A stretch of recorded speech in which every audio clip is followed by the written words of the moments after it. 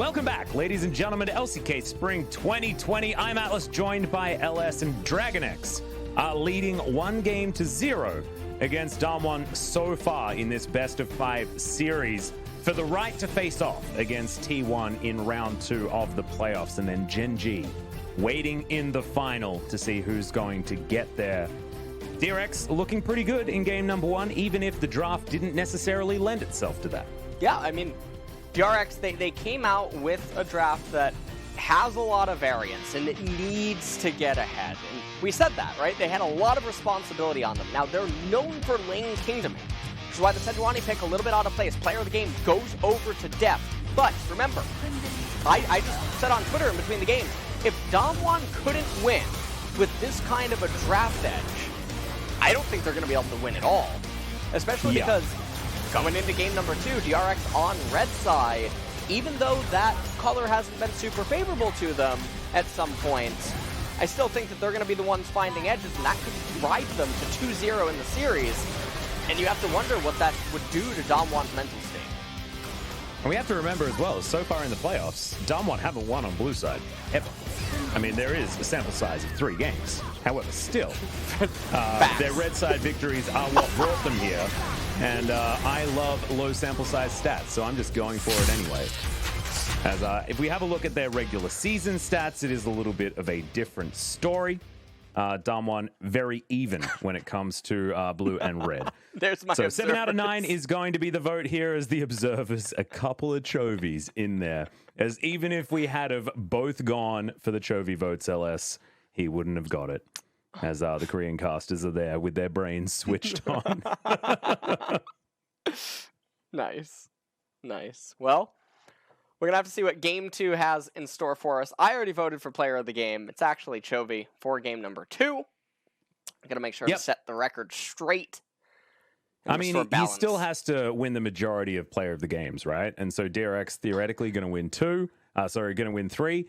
So 66% ain't bad at all. So no worries. Just hopefully Def doesn't hard carry in the next couple of games as well, and we're forced to give him player of the game based on that one. And I'm just looking forward to the draft, man. I'm looking forward to seeing what DRX have planned for us on the red side, because I think this Varus is going to be a very key takeaway for DAMWON, or a key ban to take away as well. And I think the thing that's so important about Varus that a lot of people don't recognize, he's 2 champions. He's the lethality Comet Varus, or Legolas from Lord of the Rings, or he's the attack speed machine gun. And not a lot of champions in League of Legends have this, where they're actually 2 entirely different things, depending on how you build them and how they're going to conduct themselves inside of the game. And this makes Varus such an integral champion to the meta right now, regardless of the fact that he can also pivot mid lane in some matchups and go for the lethality Varus there. So he has flex potency, and he's 2 champions. So it's really weird. He should be getting a lot more attention than he does globally. But obviously, we do see that LCK does tend to favor him, and Deft always does fantastic on him. Yeah, that's true. And guys, based on how these best-of-5s work in the playoffs, I sort of told a lie. It's not going to be side switching backwards and forwards. It is, of course, side selection based on each game. So games number 1, 3, and 5 will be side selection by DRX, and DAMWON can choose on games 2 and 4. And DAMWON have chosen red side once again, as you could understand. We're taking a little bit of time. The players went to the bathroom, so I guess we could put toilet issue on the screen, but we don't really have to. We're going to be getting into champion select just as soon as they are back again. So yeah, it will be once again DAMWON trying to ride this one out on the red side, and once again, that Varus needs to be a question mark. Yeah, Varus is going to be a champion that I think needs to go up on the chopping block. And I think Callista is actually something that you can, like, a lot of Callista's power stems from the ability to flex it. And even though I'm fully confident that Chovy would be able to pilot her, I don't think that you would think of that for Doran up against Nuguri. So perhaps removing Callista from the ban phase and opting instead to ban the Varus would be more up DAMWON's alley. So maybe Senna, Varus, and Aphelios could be the primary targets for DAMWON, as DRX, they're gonna stay tried and true to their initial jungle ban. If it ain't broke, don't fix it. You may as well just ban the same champions out. So the Syndra, of course, going to be coming in second. The Kalista is going to continue being there for DAMWON. Of course, Deft is a very good Kalista player, so you can understand that might be the way they're thinking. But DRX just going to continue down exactly the same path, with the final ban once again being that Jace. And now DAMWON thinking, do we ban the Varus at this particular point? And I personally think that it'd be a good idea to take that one off the board.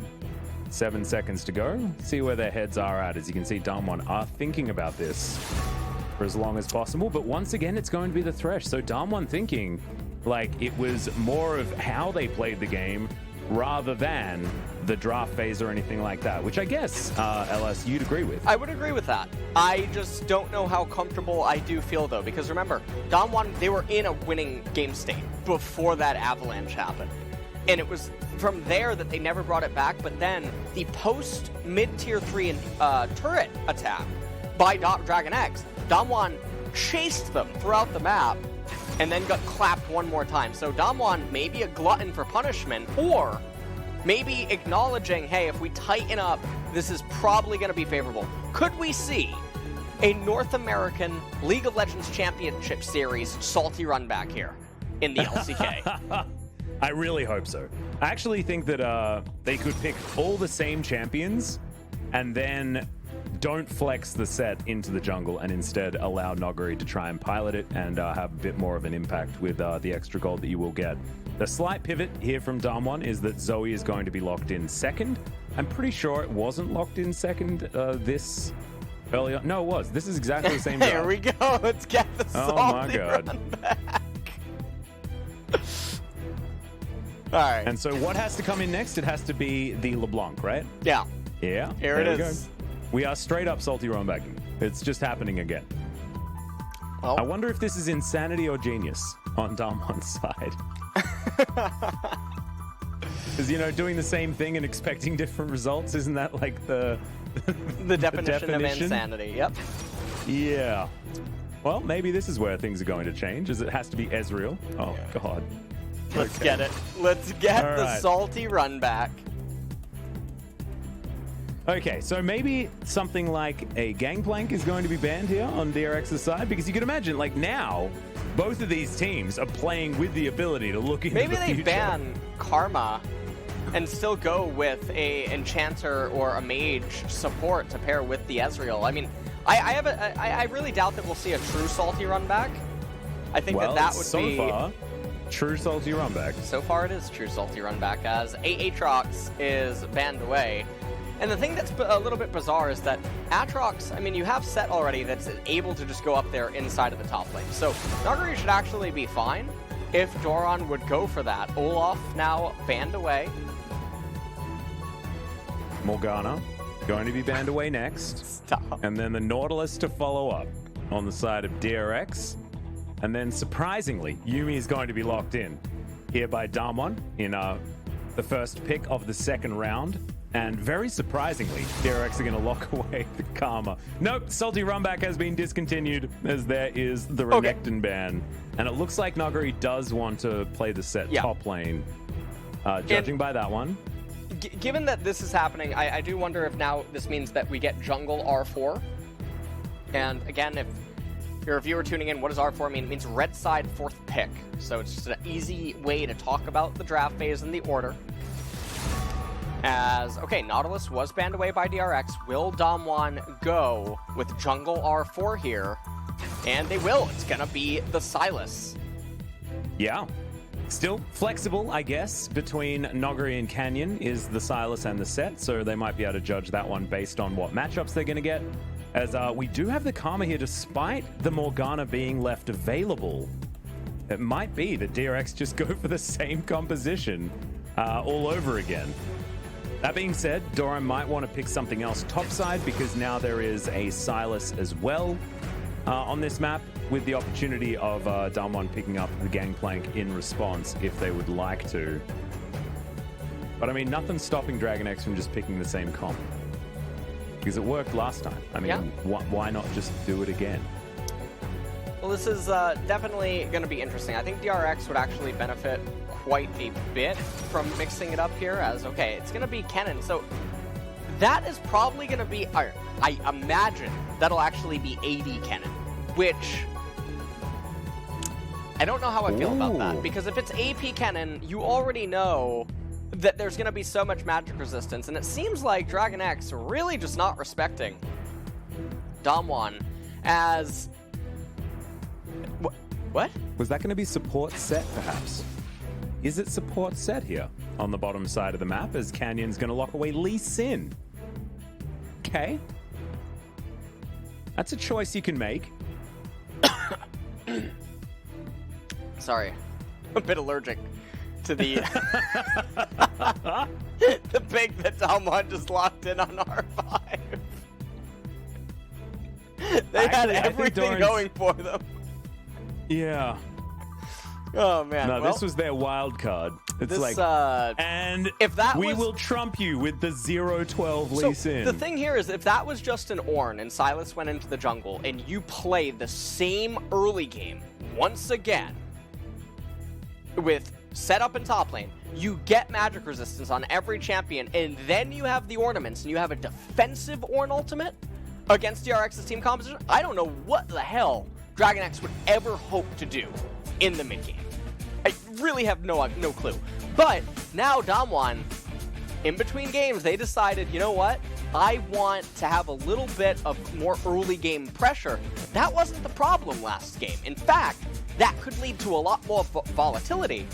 And now Varus Karma, they should have even bigger edge against Ezreal's set down in bottom, and this set's going to be even more of a problem in this game number 2.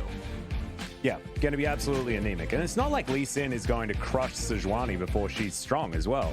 Both of these champions do like to get to that level 6 before they really do anything. And yes, Lee Sin's going to have a little bit of skirmishing power as we move into the early game, but I just don't think it's going to be enough here as DRX, it looks like the draft has worked out even better this time around. As we do have the unsealed spellbook, so it's looking like Doran is going to be going the AP variant. And I think many of us were expecting that. We only saw one AD cannon so far this season, and it was pretty bad. Well, it's going to be Omnistone on set, and we'll see what ends up happening. As they're looking to cheese, as Lee Sin is on a 12-game loss streak here in the LCK. So here's the thing about Lee Sin. A lot of people, they'll say, well, if we play the early game right, we should be able to get advantages. Play the other side of the coin. The enemy can say if we play our laning phases right, we can't die to ganks. And then the Lee Sin just gets outstyled. He ends up being basically an anchor for most team compositions. And he's very out of place with the Ezreal, with the Zoe, with the Sylas. These are champions that they want to scale. And you can get an on-theme scaling champion in the jungle that is also really good with the DAMWON team composition. But this Lee Sin, he might try to actually gank for lanes that shouldn't actually need any ganking. Whereas if he was a different kind of jungler, he could just match counter gank endlessly and show up with a massive edge in the mid game against DragonX. But maybe they're feeling a little bit flustered with how passive the early game was last time around, and now picking the Lee Sin, it's I don't know how to feel about it. So think bad. Yeah, I definitely do feel bad. This is much weaker draft now here in game 2. If the Ornn was locked in on R5, I actually think it would have been a stronger draft than game 1, which is, I don't even know how that's even possible to achieve. But I think this is much more now in DragonX's court than game number 1, and that should be good news if you are a DragonX fan. Yeah, we actually saw this exact trade as Chovy's going to flash very early on in this game, just to get a little bit of a better trade onto Showmaker. Very curious. That's going to give Canyon a target here in this early game, as he might need to go bottom lane, to be honest. As Beryl and Ghost are not having a great time. Well, I think DragonX is... So my prediction, of course, yet again, is that DragonX is going to win, despite that there is some problems as the game should drag on against the Ezreal Zoe. But again, it's them, so you do feel a little bit confident, as well as DAMWON's tendency to do things. However, the early game has started out a little bit better for DAMWON, in that Chovy did blow his flash very early on. And also, he doesn't have teleport here on the LeBlanc, so it's going to be Ignite versus Ignite in mid lane. And you can just see the problems with the set. Very different from the Yuumi. Even though Beryl is very healthy, there's going to be a lot less potency, and if this lane falls behind, it's going to be even worse. Yeah, and also there's no sustain this time around, so it's not like Ghost can stick around in the lane for the amount of time that he was able to with the Yuumi in his back pocket. So a little bit of a worry there as the cheetah recalls that you talk about have been taken. Deft actually deciding to go for the heal this time around, so not with the teleport, so can't actually get back to lane as quickly. It is able to sneak one through pretty nicely there, as you can see. Nogri getting taken down relatively low, but still has 2 more of his corrupting potion charges, so he'll be absolutely fine, as Doran's just looking to try and harass him here in this early game. But so far, Nogri hasn't been exactly zoned away from CS or anything like that, and so everything should be okay for the set, especially with Beryl making a rotation topside with Canyon. And the thing that's so peculiar about this is that the wave is actually coming back into Doran if he wanted it to. And so Beryl might go for flash here. Yep. And he's going to get hit by the face breaker. Eventually flashes as in goes everyone on DAMWON's side, and first blood is going to be taken. A late flash is punished very, very swiftly. Yeah, Doran really greeting right there on his flash. He tried to get value out of holding it to see if he could outplay it, but in doing so, finds himself punished as, okay, double Doran's Blade for the cannon up in top lane. Now, he does have the spellbook, but I'm still curious what he's going to end up going or committing to as the cannon itemization. Take a look at this. So, the wave is coming back into cannon, which he should be happy with. But he's constantly auto-attacking the wave, and Beryl and Canyon, they actually rotate up. And, you know, we talked about Canyon before. It was a bit of a sand gambler.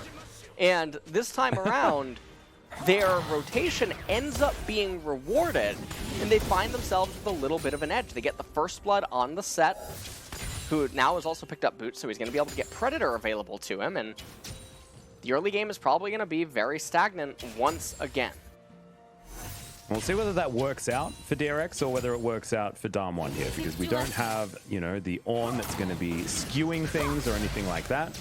And this time around, Nogri does have a bit of an advantage in this lane as Beryl finds the Haymaker, but Snare still comes in and Beryl takes way too much damage, as you can see underneath that turret. You get stunned up even for a moment, it means that all of Death's poke is going to be free. And that is very, very scary. As Canyon clearing out some vision.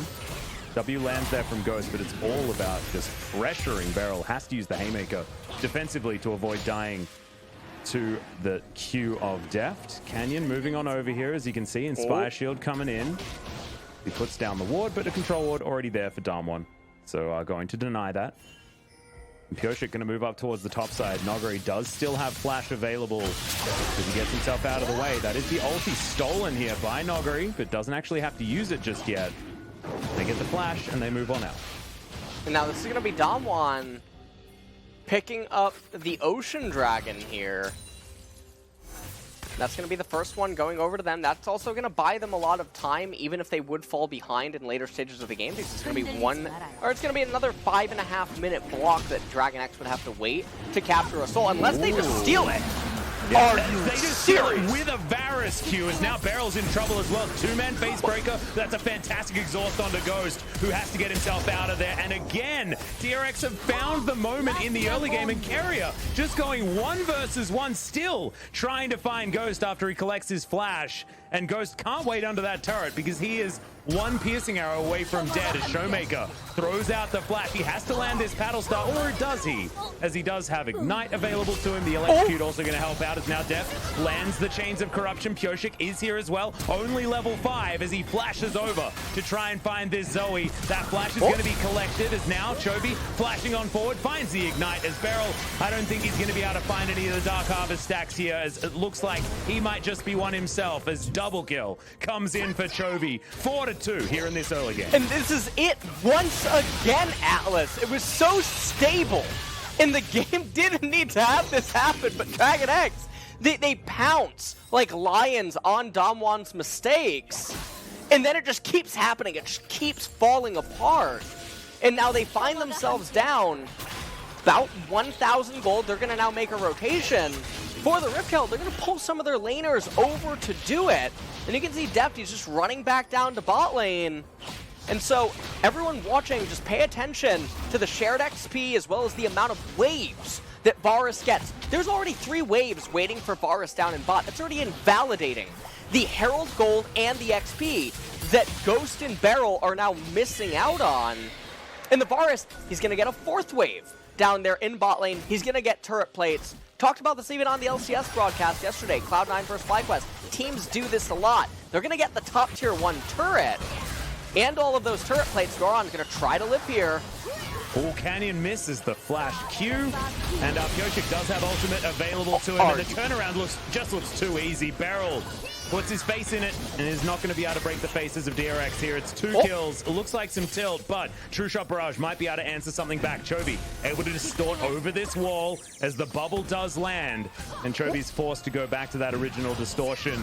But DRX find way more than they deserved in that particular moment.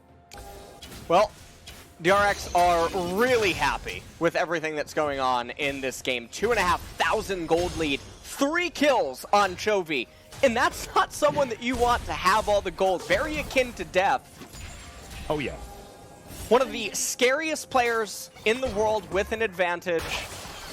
And on the LeBlanc against a team that can't get to the magic resistance. Not anytime soon. Nope. And you can see Beryl, he was standing there lying in wait, but he didn't actually favor the 1 versus 2 as Ghost. Gonna have to get out of this brush. And Carrier says, no, you're not allowed to have any of this farm. You're not allowed to enter this lane. And it might just be that DRX can shove down this top wave, try and grab themselves a couple of turret plates as Ghost gonna have his back denied. And the Sharks are circling around this outer turret on the top side of the map. They're doing the same thing to Death, bottom side, but you can see Ghost not going to be the lucky one here as he's just going to get taken down. Pyosik able to tank up that turret for days. And you can see Deft, he's just going to take himself a Krug camp and not even worry about DAMWON making any sort of an advance as Chovy is making his way over here. Canyon going to find him. The chains aren't going to land though. And Chovy going to get out. And right now Canyon, he's moving down here into bottom. This is really scary for Deft though. He's going to go down. Yep, he's just gets a little bit greedy underneath that turret, as you can see. Had Chains of Corruption, just didn't have an option to actually use them. As Showmaker is going to get chained. Chovy under here. Rift Herald is going to be spawned, so this turret is certainly not long for this world. Doran up towards the top side, going to be able to get a few plates there for himself, but this might have been enough to buy at least a better time as the mid-game does roll around for DAMWON. And Doran, I mean, he's getting a lot of value up here in top lane. He is going for the Proto Belt on the cannon. Now, unfortunately for DRX, Cloud Dragon's coming up second, so not the most impactful Drake that they can be rewarded with. And just look at the execution here by DAMWON. They clearly forced the issue. They missed the Q on Lee Sin. They should have given it up, backed up, and placed the Rift Herald and just, you know, cut their losses. Obviously, they should have been able to get a little bit more there, but nice movement out of DRX as well to avoid some of the abilities. And as we come back now into live, we're seeing the Karma bully the set more and more in this game as she's really coming online. She's almost going to have the Athene's Death, Umbral Glaive already completed for him as his first lethality item. He's up again in the CS department. And by a large number as well. The difference this game as well is you take a look at the mid CS gap, and Chovy he's feeling pretty good. He's up 2 levels on Showmaker with a 40 CS advantage.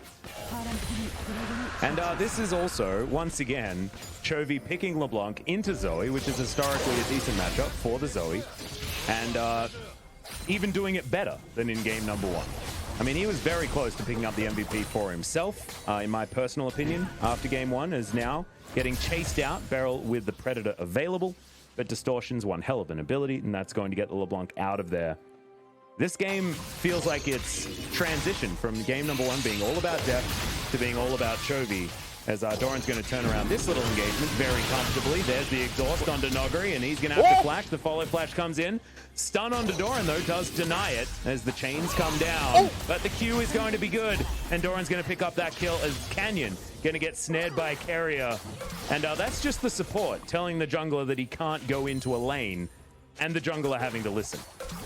And Doran getting a solo kill onto Nuguri is not something I think a lot of people would have expected, as things are just getting a little bit worse and worse right now in this game. DAMWON, they're only down 2,000 gold, so it's not the end of the world. They still do have the late game insurance policy, but you can see yet again, and it makes me, I'll be honest, a little bit excited. It is my guilty pleasure. Elise Sin doing nothing. Oh yeah. Once again inside an LCK match. The catharsis of the 13 losses in a row. If this was a Friday, it would have certainly been an exciting time, as Deft is going to be delivered a blue buff. And yeah. 별로 나 먹어도 되나? 13 losses 나 in a row, 먹어도 man. That's crazy. 우리만 가, 우리만 가. Very bright 나도 on 갈게. his screen, as you can see. Yeah, I actually really like that. That's Sorry? actually really nice for my eyes. As Shinobi comes in here with the shuriken. 나 살았어. 이주공 생각, 이주공. 리신 탑이었어, 삼거리. Yeah, Releasing some with Ninja top. Gaiden stuff going on. As this is back to live, and once again, Noguri getting some attention here from both Pyosik and Doran. Do have Sorcerer's Shoes as well as that Proto Belt completed. Doran's in a great position as he moves into the mid game, and fighting around this Infernal Drake will be very difficult here for DAMWON, because the Cannon slashing Maelstrom really does have to be respected as ulti comes down from Pyosik very, very quickly. Slashing Maelstroms are going to be channeled, but Noguri doesn't have the health bar for it. Haymaker comes in, Pyosik times the flash beautifully and avoids everything. And DAMWON just lose their top laner one more time. That 0-2 power spike that we talk about has come in for Noguri, but I just don't think it's going to have the positive effect that it's had in previous games. And Chovy and Def just continuing to get solo XP in the side lanes, as Keria is putting on so much of a show with this Karma. He feels like he's everywhere, feels like it's a carry champion, and really just living up to the power that Mage and Enchanter supports can have in games against melee supports. And Beryl not really finding his groove here in this game number 2. 3,000 gold lead for DRX. And the set support just hasn't done anything this game. I mean, yes, he got like one gank that theoretically almost worked. Even though it was a 1-for-2 trade, he did get a kill, theoretically, as Noguri throws out his Super Soaker, which is interesting. An odd item build here for the Sylas on the top side of the map. But yeah, this is DAMWON looking out of sorts here in game number 2. After, like you were mentioning, the blunder in the draft, I don't know whether Beryl was necessarily planning on playing this set. And it really does look like they are not really figuring out what this composition is supposed to achieve as we move further into this game. 1 minute until the first Infernal is going to come up, and DRX can move to a soul point once again. And if they're able to get these next 2 Drakes, that means they will have had a monopoly on the Drakes this entire series. And it just shows that the DRX early game that they play around so well during the regular season is continuing to be just as immovable as we move into playoffs. And remember, this started as well with the Dragons, with the steal onto the Ocean. We take a look at this replay, and Keria just doing such a fantastic job. Pyosik managing to avoid the Lee Sin Q right at the very end. And because of that steal, they've now potentially threatened a 23-minute or so Infernal Soul Point. Things are just looking really scary in this game, as DRX, there's no way they should ever be able to win this Infernal Dragon. Nuguri, he's up there planted in top lane without teleport at about 25% mana. Should be an easy pickup for DRX. And we have to remember as well the age of these players on DRX's side. If they win this series 3-0 and as confidently and comfortably as it looks like they're going to be able to, it's going to be really scary for T1 fans that are going to be waiting for this terrifying DRX in the next round of the playoffs. Because when you have young players that play emotionally like this, it does get scary, but there's the steal from Canyon. He immediately dies for it. Can DRX actually find a team fight as, in goes Dora, and they lock down Nogri. He's going to get taken out as now Chovy from the backside is looking to try and answer. Showmaker and Ghost are still scary right now, but they just can't approach DRX. But still huge that DAMWON were able to steal away that Drake. Yeah, DAMWON being able to actually get that Dragon via a steal was really important. I think DRX really cut themselves a little bit short by not trying to just run into DAMWON and to being really overly safe, especially given that Zoe was on the right-hand side. Chovy would have been the one, Chovy did have first move towards left-hand side river, and that's a lot of Inferno. Ghost looking for depth here. He lands the hail of arrows, but it's a 1-for-1, and you'll take that if you're DAMWON. Yeah, anytime that you have the better scaling inside of the game, you always want to take the 1-for-1s, as it ends up being a love shot in the end. But now, 4 minutes until the next major neutral is going to come up, and things are looking really stalled right now in this game. We got actually more action. Never mind, Alice. Yeah, Beryl is going to use the Haymaker. That's going to keep him alive for the next little moment. You can see Doranjet chasing after Canyon as this Lee Sin not beginning to decay just yet, as we're still ticking towards that 20-minute mark. We'll see what Canyon's actually going to be able to get done here as he moves towards his Black Cleaver. Showmaker clearing out this minion wave is going to be able to do so pretty comfortably. As you can see, still one turret apiece for both of these teams, and we'll see where that attention's going to go as Chovy's going to land the chain onto Canyon and not going to be able to steal away any blue buffs by the looks of things, but Pyosik has different ideas. Carrier lying in wait over towards the side as there's the blast cone, and Canyon actually flashes but doesn't get the kick and will be taken down. Nogri finds himself a mantra for an Inspire, I believe, but isn't able to get too much more there as Pyosik eventually does fall down. And it is Showmaker that picks up that kill. 2, 1, and 3 now for the Zoe. Can he get big enough to control a mid-game is going to be the question, as Deft here alongside Beryl looking to try and pressure out this outer turret in mid. Flash comes in, Carrier in a good position right here as the showstopper comes in. Ghost doesn't find any of his abilities though, and Beryl going to get locked down. Nogri, can he get into position?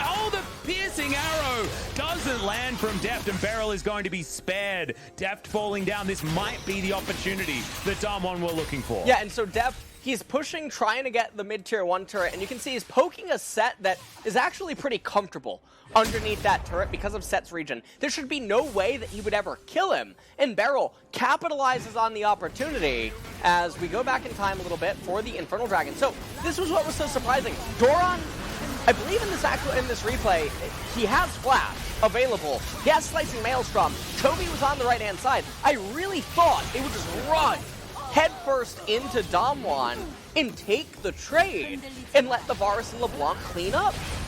But then right here, pay attention, this is the LeBlanc clone. Stops the kick by Canyon. Oh, wow, yeah, the untargetability as we have yet another fight. Doran is extremely low, and he's just taken down instantly by Canyon, who's turned around that scoreline that was looking abysmal in the early game and is now starting to cling to some relevance. As we move further on in this game, Chovy not going to be able to find the chains there onto DAMWON, and DRX is showing some shakiness in this game number 2.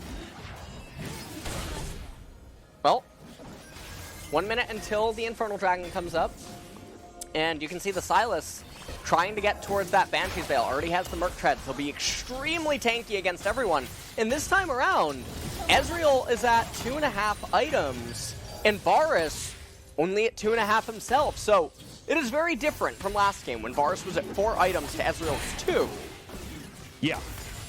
This is Deft is still hitting like a truck. Yeah. He's still hitting like a truck, but I think that Ghost nowhere near as anemic, like you were saying, as in game number 1. So here's the thing. You have Doran in top lane pushing the turret for free. You know that they're running up from bottom. In depth, the question that you have to ask yourself is, 300, 400 damage onto the turret really necessary to win this game? The answer would be no. Beryl basically says, what are you doing? Straightens him up with the superplex. Carrier and Deft try to outplay it, but not quite able to. Doran running in with this play, going for the Slicing Maelstrom. Didn't quite have the damage. The Shuriken hit, and he actually clicked poorly. Otherwise, he would have been able to weave in an auto attack and kill the Ezreal. And couldn't find the Q earlier as well. It's a bit of a A cavalcade of errors right there as DRX now continuing to fight up against DAMWON. The Infernal Drake is what they're fighting over right here as Chovy does create distance between himself and Canyon, but his safeguard is able to get him out. Ghost moving back to the rest of his team as a Glacial Prison has been picked up by Noggery. Beryl here does have the Dark Harvest available to him, but Canyon very low on health. And DRX should be able to start off this Drake and take this one down. Canyon getting his health bar back on this Wolf Camp. So, this is the part of the game where Ezreal and Zoe get so scary. You basically have one opportunity to crash on them like a tidal wave, and if you fail, they're going to juggle all the aggro and manage to just pick you apart. Here we go, another key moment. It is going to be locked down by Pyosik, so there's Soul Point and Canyon immediately is taken down. Pyosik is going to flash, he survives for so damn long as it's Carrier that's burning down. True Shot Barrage is going to lock down the kill in the end as Noggery walks away with a sliver of health, and now Deft is being chased by Beryl, who's looking for his Facebreaker cooldown. The flash is eventually gathered by the DAMWON team, and Showmaker having to deal with these piercing arrows, unable to push further forward. A big win for DRX, who now have so much more pressure moving towards this next Drake. 4.5 minutes until Infernal Soul is available and on the map, and things are gonna get really, really scary for DAMWON real quick once that is available. As Pyosik, he comes in clutch with the smite. And Chovy over the wall doesn't get brought down. The arcane shift a little bit too slow by Ghost, not able to send the bullet at Chovy. Does send out the True Shot Barrage, picks up Canyon, or Pyosik.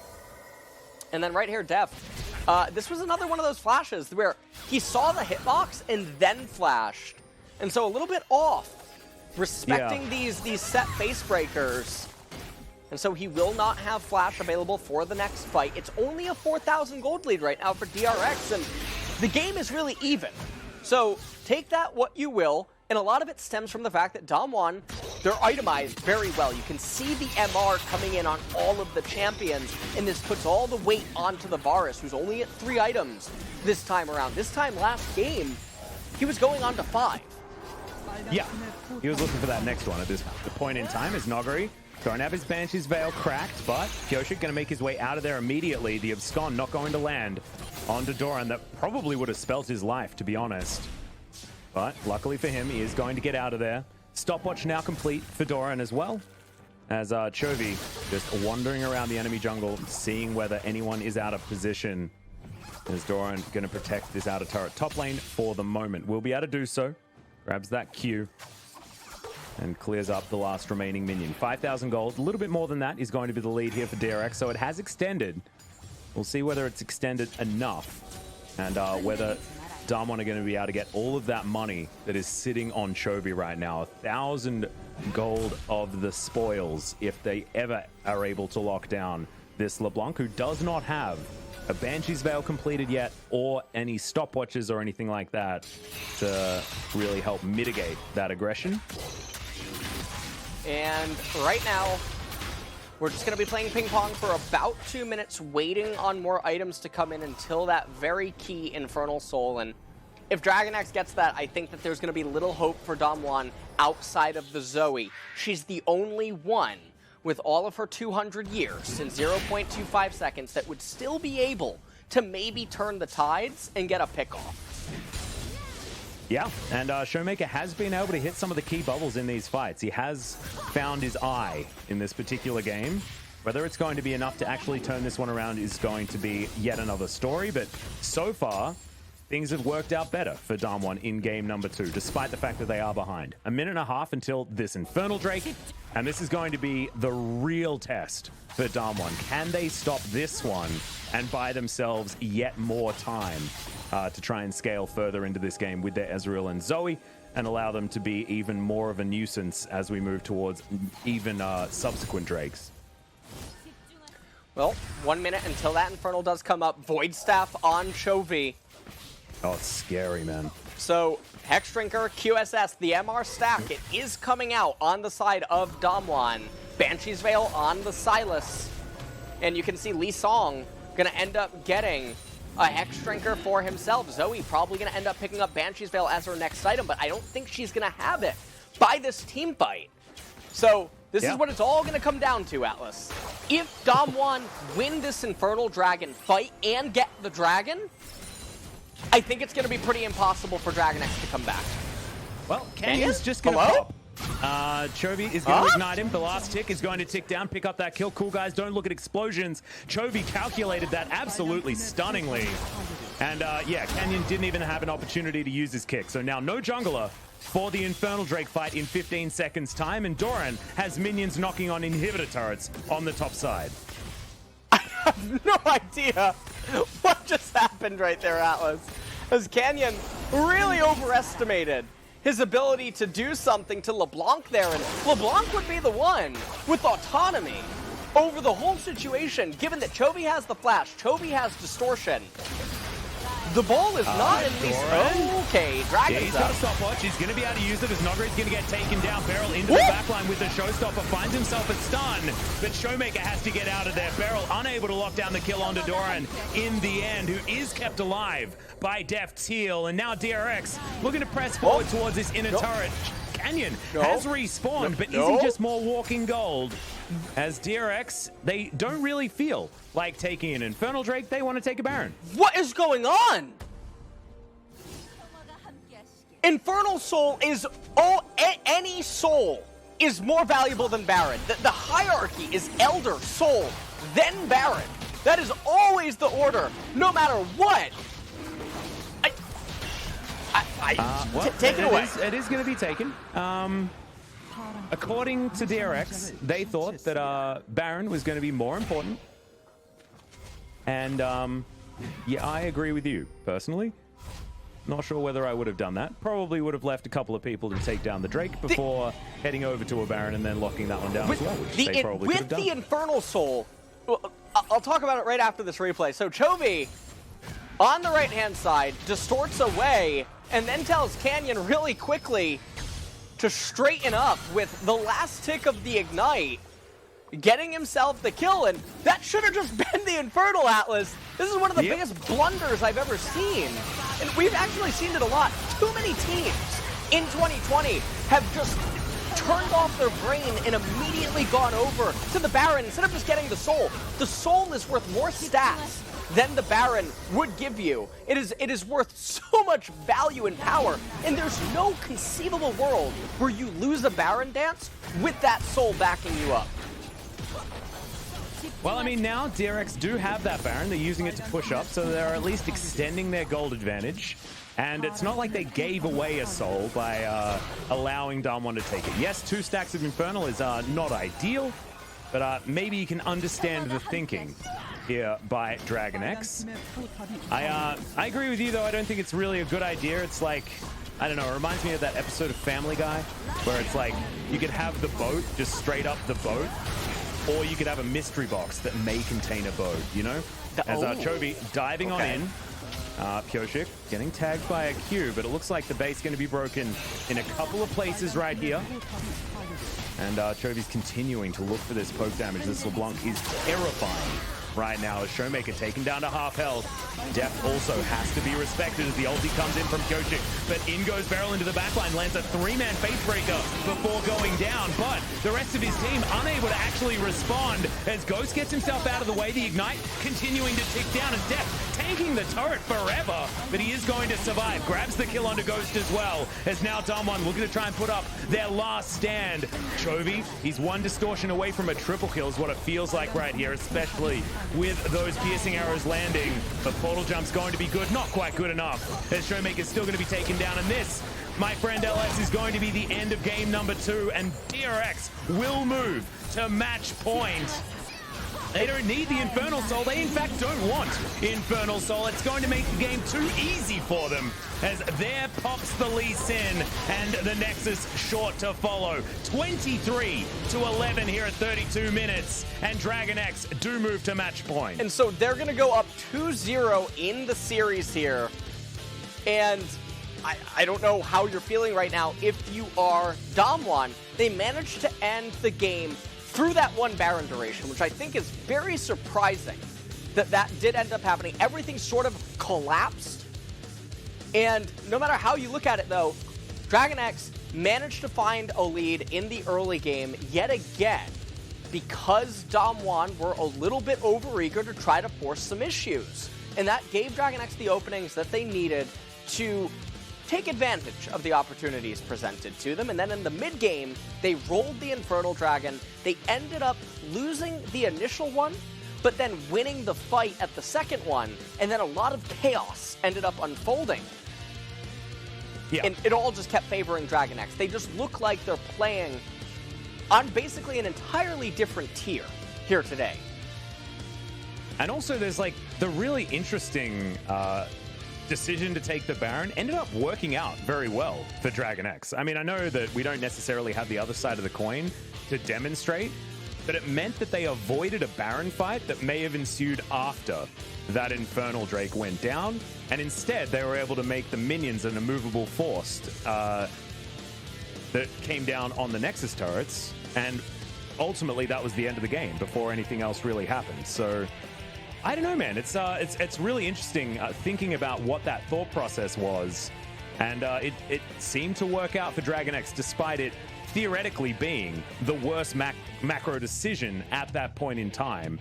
They took it and they ran with it, and they were able to come out with a victory in the end. Yeah, they managed to close it out, and I think that a lot of people, they could look at this and basically say, lol, they got the Baron, they won the game. That's the definition of result-based analysis, because we've seen even many times in the LCK, as well as LCS and LEC, teams have done this very thing, and then the game drags on for 10, 15 minutes, and then they could end up losing. And you saw how much MR was on the enemy team. Things get really dicey. If that Baron doesn't end the game, it's just worse every single day of the week. The fact that they did it doesn't change the point about the macro play. But they managed to close out the game, so it's just in the history books now. They're 2-0 up in the series. They're probably feeling really comfortable, and I think Chovy had an immaculate performance here in game number 2. I gave him the MVP vote. Didn't even have to shill for it this time. Nope, he straight up earned it. It was a fantastic performance. Remember, he had a 700 gold bounty on his head for, I think, almost the entirety of the game. As this was Deft getting a little bit overeager and not actually finding the piercing arrow either. This was Doran doing exactly the same thing. But ultimately, in the end, it didn't actually matter, as the rest of DRX were able to come together and find the victory that they were looking for. But it's looked a lot closer than in game number 1, and we'll see whether maybe that shows us that we might get more than just a 3-game series. DragonX certainly hoping for those for just 3 games, because that will put them in the best position possible to try and take down a T1 that are lying very scarily in that second position, waiting for the winner of this series. But as DRX gets more and more advantages and more wins under their belt, it is getting scarier and scarier for T1, who are watching on and seeing these rookies and experienced players really styling here up against DAMWON Gaming. And this was the team fight right before the Infernal. So remember, Canyon was dead. As Doran, he rushes in, and look at the trust that they have in one another on all of their spell casts, as Keria doing so much work inside of the team fight as well. And they just, I think Keria is almost low-key the MVP of this entire series, to be honest. There's been too much flashiness out from Chovy and Deft so far. I think that Keria would I think Keria's are actually a really good argument for MVP this game, all around. But there were a lot of key points that Chovy helped enable that were really game-swinging, even though Keria was really integral at basically holding the bridge firm in the early and mid transition. Yeah, and we're going to see this fight one more time from a slightly different perspective. As you can see, Keria just... I felt like DragonX were also diving in, just understanding that they'll get the big shield coming through from the Inspire out of this Karma. It's really, really cool seeing this team finally coming together and actually finding the teamwork that I think was missing in especially the first few games of the second round robin. So really great to see. Once again, Deft doing a hell of a lot of damage. 2k less than last game, but certainly didn't have the early lead that he showed us in game number 1. So DRX 30-minute victories back to back. We'll see whether DAMWON can actually put up more of a fight as we go into game number 3. I do want to see some different champions picked up, though, because it's likely that once again we're going to have DragonX on blue and DAMWON on red. It's real scary stuff, guys, but there is going to be a small break before we get to that game number 3 and see whether these 3-game best of 5s are going to continue even here in the LCK for our first of the season. It's just one of those things, guys. Sometimes it's just all the 3-0s in the world before we get to the more intense series. But hopefully DAMWON can find something, bring us back, and really create a series out of this one, because it's not looking like the same team that was matched up against KT a few days ago. This is looking like DRX are running away with it. We'll see whether they're stopped after the break.